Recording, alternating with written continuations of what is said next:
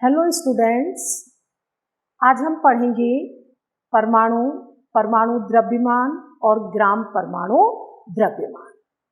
तो परमाणु क्या होता है? सबसे पहले परमाणु के बारे में भारतीय महर्षि कणाद ने, किसने? कणाद। कणाद का नाम सभी ने सुना है। कणाद ने सबसे छोटे कण को परमाणु नाम दिया था। महर्षि कणाद ने जो ब्रह्मांड में पाई जाने वाली वस्तुएं और उनके सबसे छोटे कण को नाम दिया था परमाणु। इसके बाद जॉन डाल्टन ने परमाणु को एटम कहा। किसने? डाल्टन ने परमाणु को क्या नाम दिया? एटम। और उसने कहा कि प्रत्येक पदार्थ छोटे छोटे कणों से मिलकर बना है और उन कणों को हम परमाणु या एटम कहते हैं। एटम का मतलब है इंडिविजुअल, जिसे हम और छोटे टुकड़ों में ना तोड़ सके, कैन नॉट बी कट। अविभाज्य है परमाणु और छोटे छोटे कणों में विभाजित नहीं किया जा सकता। तो ये जो एटम शब्द है ये किसके द्वारा दिया गया? डाल्टन के द्वारा दिया गया। एटम या परमाणु इतना छोटा होता है कि उसे हम देख नहीं सकते। तो अब सबसे पहले प्रश्न आया कि परमाणु का द्रव्यमान किस प्रकार ज्ञात किया जाए। आज हमारे पास बहुत सारी एडवांस टेक्निक हैं जिनसे हम परमाणु का द्रव्यमान ज्ञात कर सकते हैं, पर उस समय जब बहुत सारे परमाणुओं की खोज हो रही थी, बहुत सारे तत्व खोजे जा रहे थे और उस समय परमाणु का द्रव्यमान कैसे ज्ञात किया जाए। तो यहाँ हम आते हैं कि यदि आपसे पूछा जाए कि आपका द्रव्यमान आप किस प्रकार लिखते हैं या ज्ञात करते हैं, तो आप कहेंगे कि मशीन द्वारा तौल लेते हैं या तुला द्वारा तौल लेते हैं और किलोग्राम में व्यक्त करते हैं। आप कहेंगे 60 किलोग्राम है या 55 किलोग्राम है। तो ये जो किलोग्राम शब्द है ये कहाँ से आया? एब्सोल्यूट, ये जो हमारा मास है वो एब्सोल्यूट नहीं है, परिशुद्ध नहीं है। कैसा है? किसी दूसरे मास के सापेक्ष ज्ञात किया गया है। और हमारा द्रव्यमान हम कैसे ज्ञात करते हैं? तो ऐसा कहा जाता है कि पेरिस में प्लेटिनम और इरिडियम का एक गोला रखा हुआ है। प्लेटिनम और इरिडियम धातु का एक गोला है और उस गोले का जितना द्रव्यमान है उसे हमने कितना मान लिया? 1 किलोग्राम। ये 1 किलोग्राम का है या नहीं, ऐसा नहीं है, 1 किलोग्राम माना है। ये मानक, इसे मान लिया है कितना? 1 किलोग्राम। और इस गोले के बराबर द्रव्यमान तौलकर सबको बांट दिया गया और कह दिया कि अब ये 1 किलोग्राम है। तो 1 किलोग्राम के सापेक्ष यदि हमारा द्रव्यमान 50 गुना है तो द्रव्यमान कितना होगा? 50 किलोग्राम। यदि हम 60 गुना इस द्रव्यमान से हमारा द्रव्यमान 60 गुना भारी है तो हम कहेंगे कि हमारा द्रव्यमान 60 किलोग्राम है। तो हम सापेक्ष द्रव्यमान ज्ञात करते हैं। अब परमाणु इतना छोटा है कि इसका द्रव्यमान किस परमाणु के सापेक्ष ज्ञात किया जाए, किन इकाइयों में ज्ञात किया जाए? तो पहले हाइड्रोजन के सापेक्ष ज्ञात किया गया। हाइड्रोजन को आधार मानकर उससे तुलना कर परमाणुओं के द्रव्यमान ज्ञात किए गए। ऑक्सीजन को भी आधार मानकर कुछ समय तक परमाणु द्रव्यमान ज्ञात किए गए, पर हाइड्रोजन और ऑक्सीजन गैसीय अवस्था में होने के कारण इन्हें बहुत ज्यादा सुविधाजनक नहीं माना गया। 1961 में, बहुत ध्यान से यहां से आपको समझना है, 1961 में परमाणु द्रव्यमान ज्ञात करने के लिए कार्बन 12 को आधार माना। किसको माना गया? कार्बन 12 को। अब एक क्वेश्चन ये भी आता है कि परमाणु द्रव्यमान ज्ञात करने के लिए कार्बन 12 को ही क्यों चुना गया या कार्बन 12 को ही क्यों आधार माना गया। तो अब हम यहाँ से हटके थोड़ा खेल की तरफ चलते हैं और मान लीजिए कि आपकी एक क्रिकेट की टीम है और आपको प्रैक्टिस करना है, मैच होने वाले हैं और आपको अपना एक लीडर, एक कैप्टन बनाना है, तो आप कैसे प्लेयर को कैप्टन बनाना चाहेंगे? आपके सामने एक प्रश्न है कि आपको क्या करना है, कैप्टन का चयन करना है, तो आप कैसे कैप्टन का चयन करेंगे? क्या आप ऐसे प्लेयर का, ऐसे खिलाड़ी को चयन करेंगे जो 2-4 दिन में एक दिन ग्राउंड पर आता हो, या फिर आता हो और आपको कहकर चला जाए कि आप प्रैक्टिस कर लेना? नहीं करेंगे ना ऐसे खिलाड़ी का चयन। आप कैसे खिलाड़ी का चयन करेंगे? जो रोज आता हो, नियमित आता हो, हर समय उपस्थित रहता हो। तो यहाँ जिस बात को हम उपस्थिति कह रहे हैं, यहाँ हम कहेंगे उपलब्धता। कार्बन 12 प्रकृति में पर्याप्त मात्रा में उपलब्ध है, पर्याप्त मात्रा में उपलब्ध है। तो कार्बन 12 की जो उपलब्धता है वो क्या है? पर्याप्त मात्रा में, प्रचुरता में उपलब्ध है। दूसरा, क्या आप ऐसे खिलाड़ी का चयन करेंगे जो बहुत तेज तर्राट हो, आए चिल्लाना शुरू कर दे, झल्लाना शुरू कर दे, इसको डांटा उसको डांटा? बिल्कुल नहीं करेंगे, इससे तो आपकी प्रैक्टिस ही नहीं हो पाएगी। तो कार्बन भी यहाँ पर कैसा है? बहुत ज्यादा क्रियाशील नहीं है, मतलब मोर रिएक्टिव, बहुत ज्यादा क्रियाशील नहीं है। यदि बहुत ज्यादा क्रियाशील होगा तो क्या होगा? कार्बन को वायुमंडल में खुला रखो तो अन्य तत्वों से, यौगिकों से क्रिया कर लेगा या फिर जलने लग जाएगा। तो यहाँ पर कार्बन क्या है? अत्यधिक क्रियाशील नहीं है, अत्यधिक क्रियाशील नहीं है।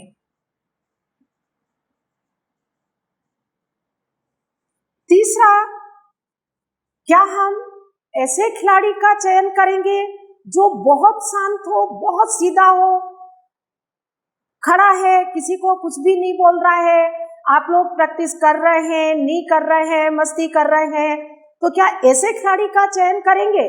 बिल्कुल नहीं करेंगे। हमें ना तो मोर रिएक्टिव ना लेस रिएक्टिव, ना तो बहुत ज्यादा क्रियाशील हो और ना बहुत कम क्रियाशील हो। तो अब हम कार्बन की तरफ आ जाएं। कार्बन अत्यधिक क्रियाशील नहीं है तो कम क्रियाशील भी नहीं है, अत्यधिक कम क्रियाशील भी नहीं है, कम क्रियाशील भी नहीं है। तो कैसा कार्बन कैसा है? सामान्य रूप से क्रियाशील है। यदि हम इसे जलाएंगे, अगर हम इसको जला देंगे तो ये जलना प्रारंभ कर देगा, अपने आप से नहीं जलेगा।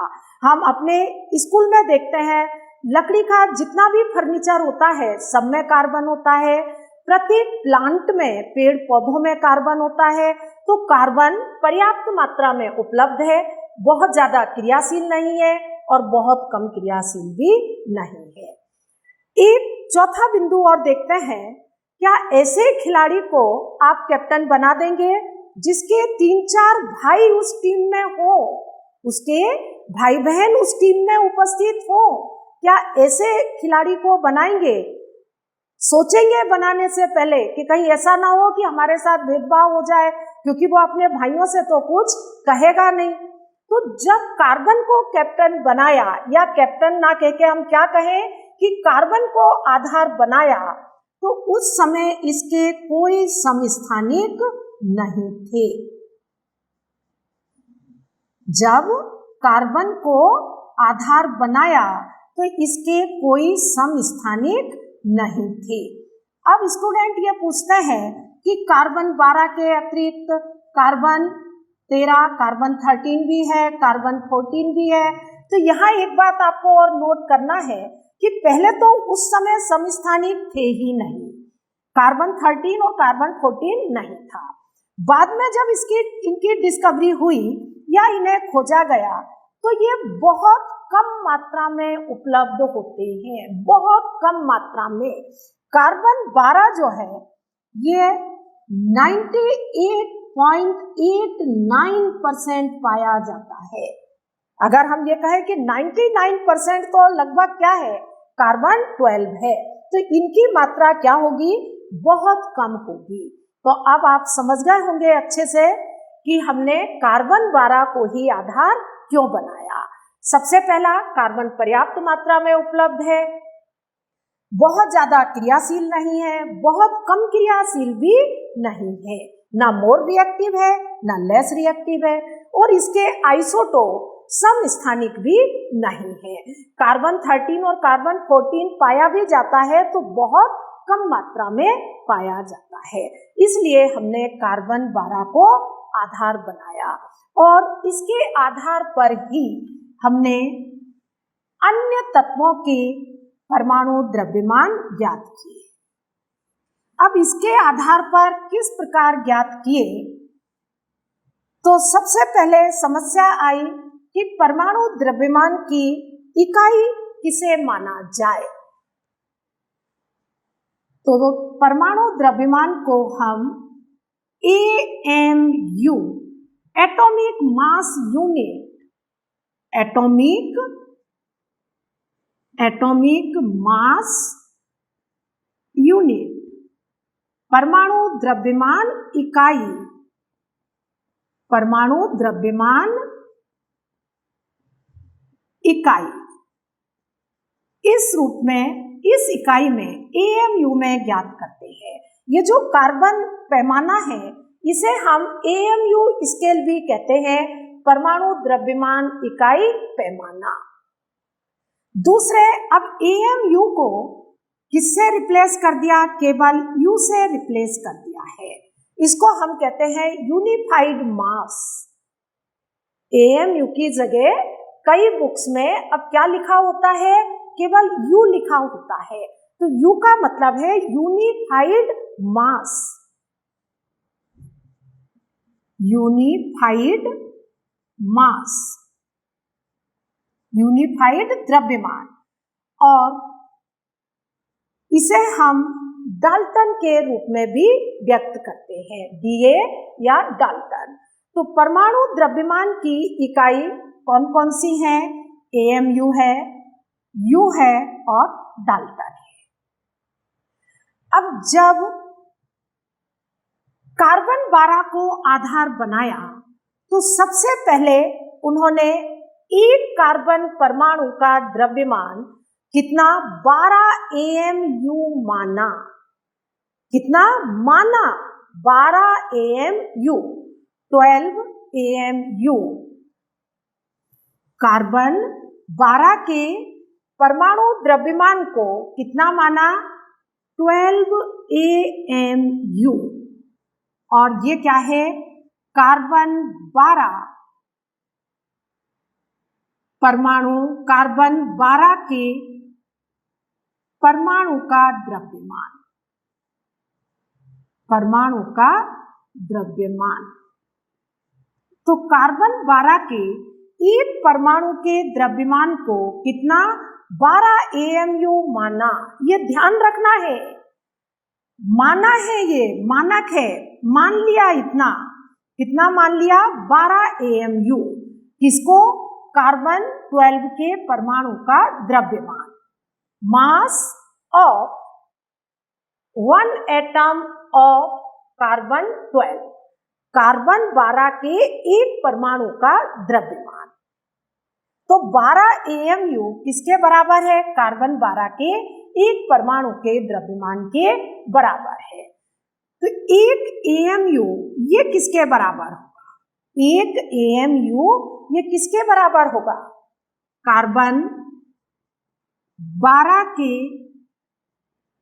परमाणु का द्रव्यमान, परमाणु का द्रव्यमान अपॉन 12, ये किसके बराबर आ गया? 1 AMU, 1 AMU ये बराबर आया कार्बन 12 के परमाणु का द्रव्यमान अपॉन 12, इसके बराबर आ गया।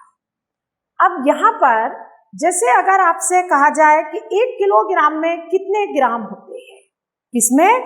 1 किलोग्राम में, तो आप क्या कहेंगे कि 1 किलोग्राम में 1000 ग्राम होते हैं। 1 किलोग्राम बराबर आप क्या लिख देते हैं? 1000 ग्राम लिख देते हैं। यहाँ पे आपसे पूछा जाए कि 1 AMU में कितने ग्राम होंगे, किसमें? 1 AMU में। तो यहाँ पर सबसे पहले हम यहाँ पर कार्बन 12 के एक परमाणु का द्रव्यमान निकालते हैं। तो कार्बन 12 के 1 मोल मतलब 6.023 इंटू 10⁻23 इतने परमाणुओं का, कार्बन 12 के 6.023 इंटू 10⁻23 परमाणुओं का द्रव्यमान, परमाणुओं का द्रव्यमान कितना होता है? 12 ग्राम होता है। ये हमें मालूम है कितना है? 12 ग्राम। तो ये जो संख्या है ये एवोगैड्रो संख्या है, इसे हम Na इससे डिनोट करते हैं, Na से। तो एक परमाणु का द्रव्यमान कितना होगा? कार्बन 12 के एक परमाणु का द्रव्यमान, एक परमाणु का द्रव्यमान कितना होगा? एक परमाणु का द्रव्यमान होगा 12 अपॉन, या तो हम Na लिखें या हम क्या लिखेंगे? 6.023 इंटू 10⁻23। ये एक परमाणु का द्रव्यमान आ गया, किसके? कार्बन 12 के एक परमाणु का द्रव्यमान। और इसे यदि आप सॉल्व करते हैं तो ये आता है 1.99 इंटू 10⁻23। कितना आया? इससे हम 12 को डिवाइड करेंगे तो ये आएगा 1.99 इंटू 10⁻23। अब हम यहाँ पर कार्बन 12 के परमाणु का द्रव्यमान, इसके स्थान पर या तो हम ये मान रख दें या फिर हम ये मान रख दें, दोनों को रख सकते हैं। इस मान को रखेंगे तो हमें एक नया सूत्र और मिल जाएगा, और यह हम दोनों तरह से रख के देखते हैं। पहले हम इसको रखते हैं तो ये आएगा 1 AMU बराबर 1 AMU बराबर, यहाँ आपने कितना रख दिया? 1.99 इंटू 10⁻23 और अपॉन क्या आ गया? ये 12 आ गया। ये 12 और ये कार्बन 12 के एक परमाणु का द्रव्यमान, और इसे हम सॉल्व करेंगे तो ये आएगा 1.66 इंटू 10⁻24। पहले इसमें ये भाग नहीं जाता है, पॉइंट लगा हुआ है, तो 0.166 आता है। डेसिमल को हम इधर ले जाएंगे वैज्ञानिक अंकन विधि से, तो ये कितना हो जाएगा? -24 ग्राम। तो अब हमारे पास एक दूसरा फार्मूला आया। पहला फार्मूला तो हमारे पास क्या था? ये एक फार्मूला आया कि 1 AMU बराबर क्या होगा? कार्बन 12 के एक परमाणु का द्रव्यमान बटे 12, ये आ गया। दूसरा फार्मूला हमारे पास क्या आया, हमने इसको सॉल्व किया तो दूसरा फार्मूला आया 1 AMU, 1 AMU बराबर कितने ग्राम, 1.66 इंटू 10⁻⁻24 ग्राम। तो अब आपको मालूम हो गया कि 1 AMU में इतने ग्राम होते हैं। ये आपको समझ में आ गया होगा कि 1 AMU बराबर कितने ग्राम, 1.66 इंटू 10⁻⁻24 ग्राम। तो ये दो फार्मूले हमारे पास आ गए। अब मैं तीसरे फार्मूले की जो बात कर रही थी कि यहाँ पे यदि हम क्या रखें, ये सीधा मान रख दें,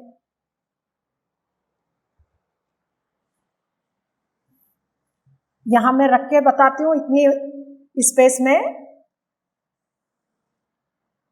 1 AMU बराबर, यहां पर हम क्या रख सकते हैं, एक परमाणु का द्रव्यमान 12/6.023 इंटू 10⁻23। तो यहां मैंने रखा 12/6.02 इंटू 10⁻23 और अपॉन में क्या है, ये 12 है तो इंटू 12 कैंसिल बाय 12। तो 1 AMU बराबर क्या आ जाएगा, 1 AMU बराबर आ जाएगा 1/, और ये संख्या क्या है, एवोगैड्रो नंबर Na, 1/Na। तो एक फार्मूला हमारे पास ये भी आता है 1 AMU इक्वल 1/Na। इसे भी अगर आप सॉल्व करेंगे तो कितना आएगा, ये आएगा, इतना ही आएगा 1.66 इंटू 10⁻⁻24। तो यहाँ हमारे पास AMU के अब 3 फार्मूला हैं। 1 AMU इक्वल कार्बन 12 के एक परमाणु का द्रव्यमान अपॉन 12, 1 AMU इक्वल 1.66 इंटू 10⁻⁻24 ग्राम और 1 AMU इक्वल 1/Na। तो ये किसके, AMU के फार्मूला आ गए। अब हम इनसे परमाणु द्रव्यमान, रिलेटिव एटॉमिक मास, इसको आप स्क्रीनशॉट ले लीजिए।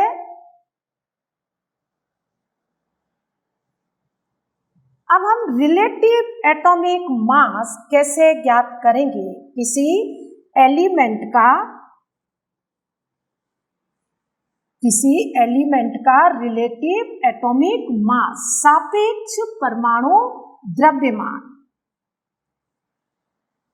रिलेटिव एटॉमिक मास या सापेक्ष परमाणु द्रव्यमान।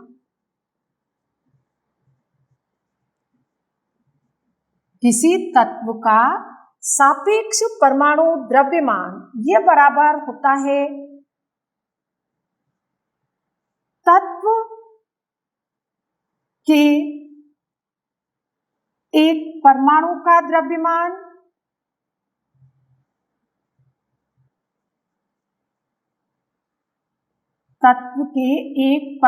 का द्रव्यमान अपॉन 1/12 इंटू कार्बन 12 के परमाणु का द्रव्यमान।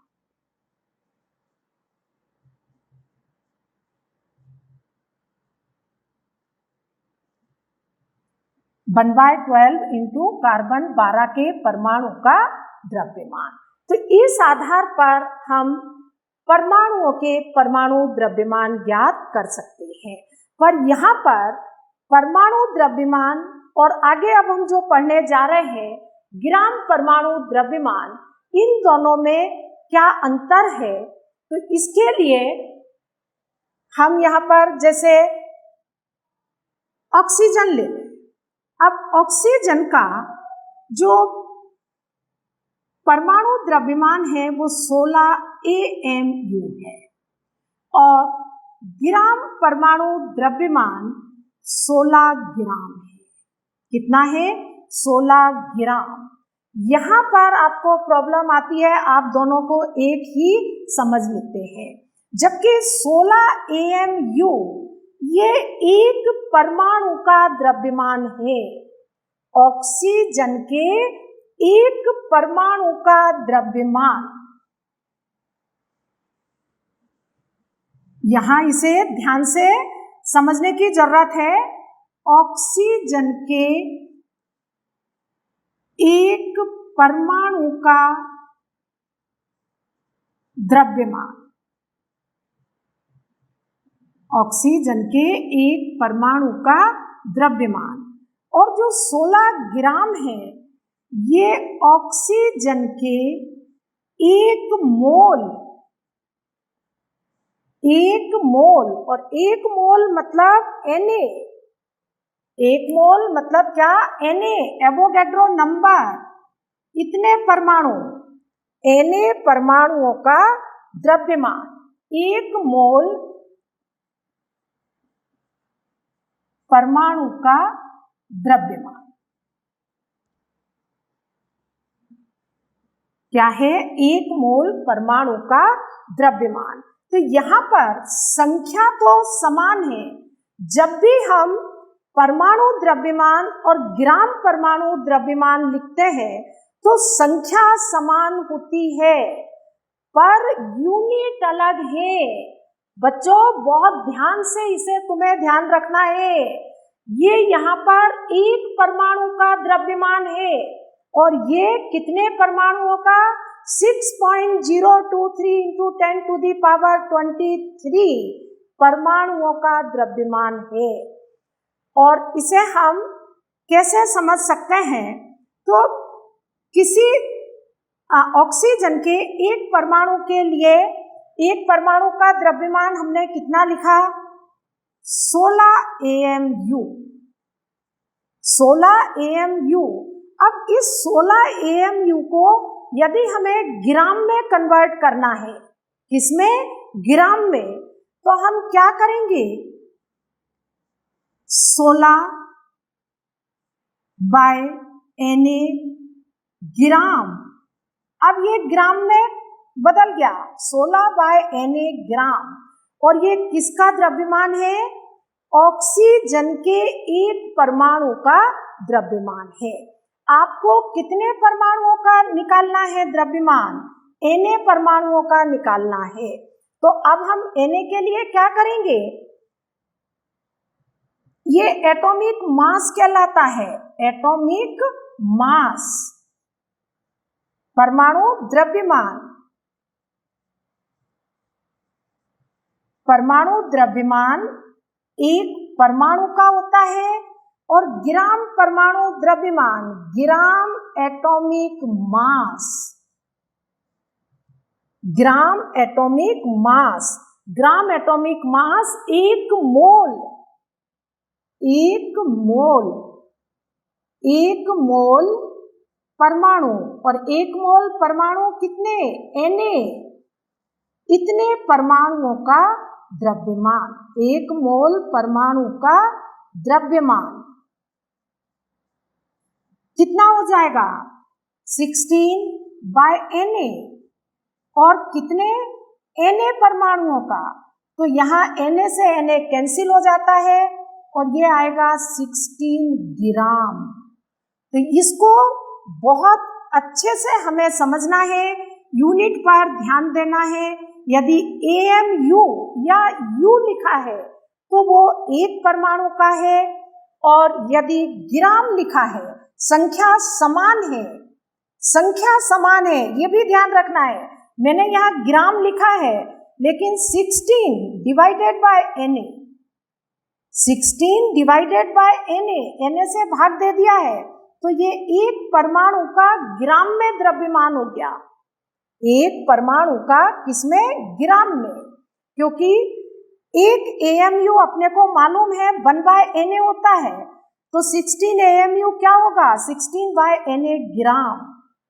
इसको आप इस तरह से भी लिखते हैं ग्राम में, 16 into 1.66 into 10 to the power -24 gram. तो ये एक परमाणु का द्रव्यमान है। ये जो मैंने तीनों लिखे हैं ये एक परमाणु का है और ये 1 मोल परमाणु का है। तो संख्या दोनों समान होती है पर इकाई अलग अलग है। यहाँ पर एक हम छोटी सी टेबल बनाते हैं और उससे आपको अंतर समझ में आएगा कि परमाणु द्रव्यमान क्या है, ग्राम परमाणु द्रव्यमान क्या है।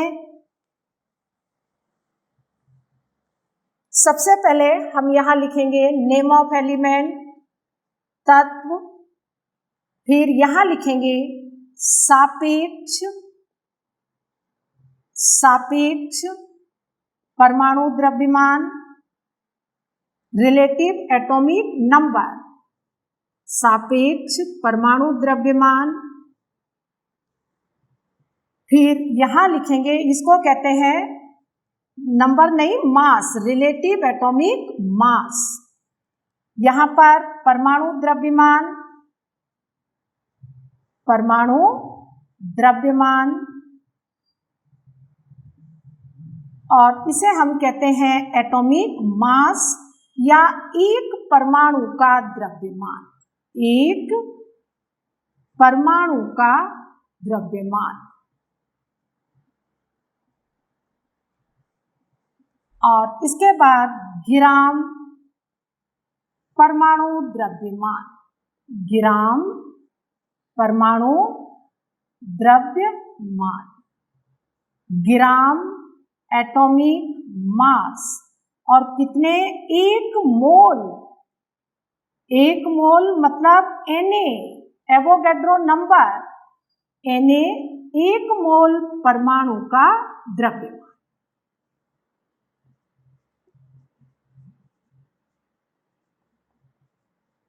अब यहाँ पर कुछ एलिमेंट लिखते हैं।